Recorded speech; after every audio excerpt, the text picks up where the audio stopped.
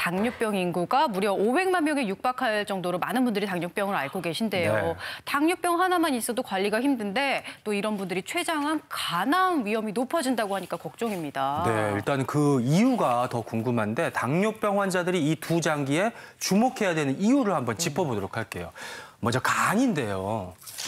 간은 혈당 조절 장기, 병등간은 혈당 상승의 원인. 근데 간이 혈당을 조절한다는 말은 전 처음 들어보거든요, 교수님. 네, 이제 간이랑 혈당이랑 무슨 관계가 있을까 생각하실 수 있는데요. 사실은 간은 우리 몸에서 당을 저장하고 어떨 때는 필요할 때 빌려주는 은행과 같은 역할을 합니다. 네. 보통 음식을 섭취하게 되면 그 음식에 들어있는 성분 중에 탄수화물이 포도당이라는 형태로 우리 몸속에 들어와서 그걸 우리 근육과 간에 글라이코겐이라고 하는 형태로 저장을 하게 됩니다. 이렇게 저장된 글라이코겐이라는 건 혈당이 낮아지게 되면 분해가 되면서 다시 포도당으로 우리 몸에 필요한 혈당을 공급하게 될 수 있는데요. 간의 기능에 문제가 생기게 되면 이렇게 필요한 곳에 저장해 놓는 글라이코겐이 줄어들 수도 있고 어떨 땐 너무 많이 늘어나면서 필요하지 않을 때 고혈당이 생기거나 반대로 필요할 때 적절하게 공급을 못해서 저혈당이 생기기도 합니다. 그래서 간이라고 하는 것은 혈당을 조절하는 데 있어서 굉장히 중요한 장기라는 것을 꼭 기억해 주시면 좋겠습니다. 네, 저 당뇨병에 신음하는 간과 췌장에 대해서 알아보고 있습니다. 네. 두 번째도 굉장히 걱정되는데요. 남아도는 혈당이 지방간을 만든다고요, 김 교수님. 네, 지방간이 또 당이랑 무슨 상관이 있을까 네. 생각하시는데 사실은 우리나라에서 지방간의 비율은 이제 더 이상 음주가 주 원인이 아니고요. 네. 이 혈당 조절이 안 되는 분들한테서 생기는 경우가 더 많습니다. 쉽게 설명을 드리면 일반인에서 지방간이 발생할 확률이 대략 10%라 그러면 비만해진 분들은 20% 정도가 되고요. 당뇨병이 있는 분들은 50에서 70%가 지방간이 있습니다.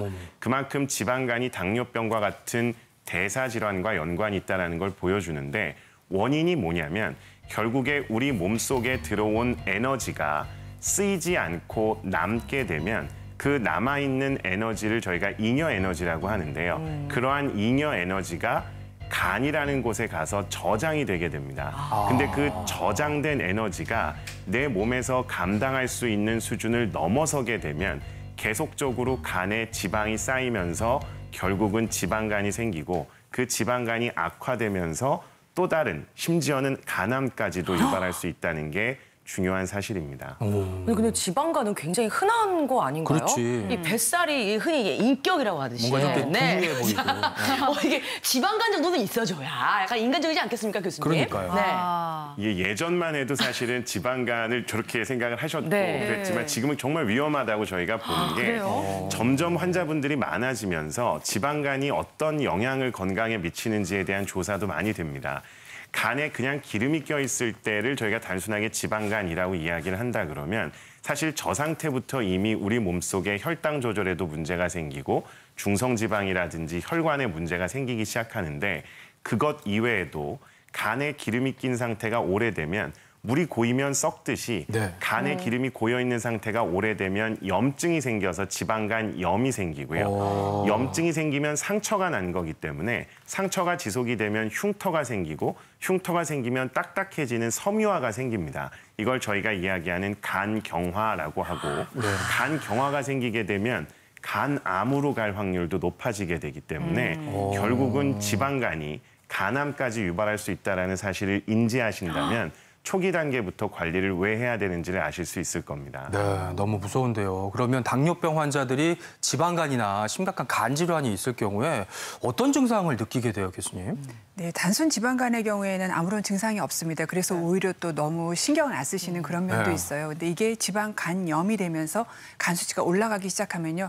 그때부터 약간 애매한 우상복부 불편감이라든가 아니면 피곤한 느낌 이런 애매한 증상들이 생길 수가 있고요. 조금 더 진행해서 간경화가 되면 간경화로 인한 모든 증상들, 발바닥이나 손바닥이 빨개진다거나 복수가 차거나 황달이 생기는 이런 증상이 생길 수 있습니다. 김광진 선생님께서 살짝 언급하셨는데요. 우리 몸에 어디든 염증이 기능이 굉장히 오래되면은 암이 많이 생깁니다. 그래서 지방 간의 문제가 아니라 간염과 이런 상태가 만성 간질환 오래됐을 때 간암의 위험도 굉장히 높아진다는 그런 문제가 있고요. 그다음에 약간 좀 더 다른 측면에서 한번 생각을 해본다면 우리 당뇨라는 병이 가장 중요한 게 혈관을 빨리 노화시켜서 뇌졸중, 심장병과 같은 혈관 질환을 일으킨다는 측면이 있지 않습니까? 네네. 근데 지방간 역시 얘가 내장 지방이 많다는 의미이기 때문에 대사증후군을 거쳐서 혈관을 빨리 망가뜨려서 혈관 질환을 일으킬 수 있다는 거. 그래서 당뇨가 있으면서 지방간이 있는 경우에는 이중으로 혈관 질환의 위험이 높아진다는 측면도 있습니다. 당뇨병 있는 분들은 또 간 건강에 적신호가 오진 않는지 잘 살펴봐야 되겠고요. 네네. 그다음은 이제 간에 이어서 췌장으로 넘어갈 텐데 제가 어디서 듣기로는 당뇨병이 있으면 이미 좀 췌장이 망가졌다는 그렇지. 신호라던데 그 말 맞나요? 네, 그런데 이제 우리 모든 장기는요, 여유분을 가지고 있어요. 그래서 어느 정도는 기능이 떨어져도 아무런 증상을 나타내지 않고 남은 부분이 다 기능을 떠받쳐줍니다. 예를 들어서 콩팥이 노폐물을 제거하는 역할을 하는데 콩팥 기능이 50% 정도 떨어질 때까지는 노폐물을 잘 제거를 하거든요. 예. 당도 마찬가지입니다. 췌장의 기능이 한 50% 정도 떨어질 때까지는 들어온 당을 잘 해결을 해요. 그런데 50% 이상 떨어지면 그때부터는 혈액에 있는 당을 해결을 못하기 때문에 혈당이 높아져서 당뇨가 발생을 합니다. 그래서 당뇨가 있다는 얘기 자체는 내 췌장 기능이 안타깝지만 50% 이하로 남아있다 그런 의미이기도 합니다.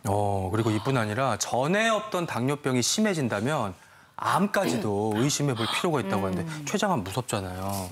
췌장암의 절반은요. 당뇨병 진단 1년 이내에 발생한다. 이거 무시무시하네요. 이제 암 중에서 가장 무서워하는 암이 췌장암이죠. 그러니까요. 네. 생존율이 낮기 때문에 무서워하시는데요. 이 당뇨가 있으시면은 췌장암의 위험도가 없는 분에 비해서 2배 정도 올라갑니다. 그 반대로 췌장암도 당뇨의 위험 인자로 역할하기도 하는데요. 췌장암이 내가 진단받은 그 당시에 당뇨가 있는 분이 전체 환자의 한 반수 정도 되십니다. 50 내지 60% 정도 되고요. 이 중에서 한 반수 정도는 네. 진단받은 지 2년 안 되는 췌장 당뇨병을 가지고 계신 경우가 많습니다. 그렇다고 해서 최근에 진단받으신 모든 분이 이거 당뇨가 생겼으면 췌장암 아니야? 네. 이렇게 너무 생각하시면 좀 그건 너무 과하고요. 네. 당뇨 환자 중에서 내가 가족력이 없는데 특별히 위험 인자가 없는데 당뇨가 생긴 경우라든가 또는 뭐 체중 감소가 굉장히 심하게 많이 동반됐다거나 또는 고령인 경우 이런 경우에는 췌장 질환을 의심해 볼 수 있습니다. 그렇군요. 자, 당뇨병에 신음하는 간과 췌장의 적신호 알아보고 있습니다. 네. 마지막 4번째 볼게요.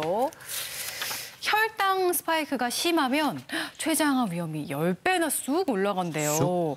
혈당이 이제 막 오르락내리락한 스파이크가 결국 췌장을 망가뜨리는 걸까요? 네, 혈당이 갑자기 올라가고 그렇게 갑자기 올라간 혈당이 또 갑자기 떨어지는 경우를 이제 혈당 스파이크라고 합니다. 이런 혈당 스파이크라고 하는 게 막 스파이크하면 꽝꽝 이런 얘기가 나오는 것처럼 굉장히 사실은 췌장에는 안 좋은 영향을 미칩니다. 왜 그러냐면 우리가 음식 중에서 특히 가공식품 상태에서 단순당을 섭취하게 되면 공복 상태에서 혈당이 이렇게 쭉 증가를 하게 되는데 네. 이 올라가는 속도가 굉장히 빠르면 네. 그 올라간 혈당을 잡아내기 위해서 췌장에서 인슐린을 분비하는데 인슐린이 그냥 천천히 느긋하게 나와주면 별 문제가 없지만 이 인슐린을 갑자기 과잉으로 분비해야 되는 상황이 생기게 되면 혈당이 갑자기 올라간 거를 또 나중에 갑자기 훅 떨어뜨려 버리기 때문에 혈당의 변동폭이 커지게 되고요.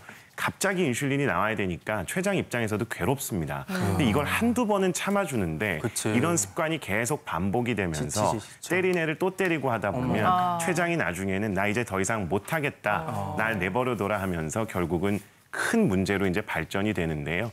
보시는 것처럼 췌장 베타세포라는 게 네. 혈당이 많이 올라가면 올라갈수록 궁극적으로는 베타세포의 기능도 떨어지게 되고 이 베타세포의 숫자도 줄어들면서 혈당이 갑자기 올라가면 췌장이 괴로워하고요. 그 괴로운 정도가 심해지면 결국에는 우리 몸에서 인슐린을 분비하는 베타세포가 죽어버리는 문제가 생기고 나중엔 그게 진행해서 더 큰 병을 유발할 수도 있습니다. 아유, 무섭네. 그렇다면 췌장 건강을 한 번쯤 의심해봐야 되는 어떤 증상들은 어떤 것들이 있을까요? 근데 췌장에 너무너무 중요하기 때문에 저희가 이제 PPT 파일로 정리를 해서 좀 설명을 드릴 텐데요. 예. 일단 췌장이 하는 일 중에 크게 2가지가 있습니다. 첫 번째가 혈당을 조절하는 일인데 이 혈당 조절이 안 된다고 하면은 저희가 췌장에 문제가 생긴 거를 생각을 해야 됩니다. 특히나 갑작스럽게 혈당 조절이 안 됐다. 그럼 앞에서 이야기한 것처럼 췌장암 혹은 췌장염 같은 것들을 생각을 해야 되고요.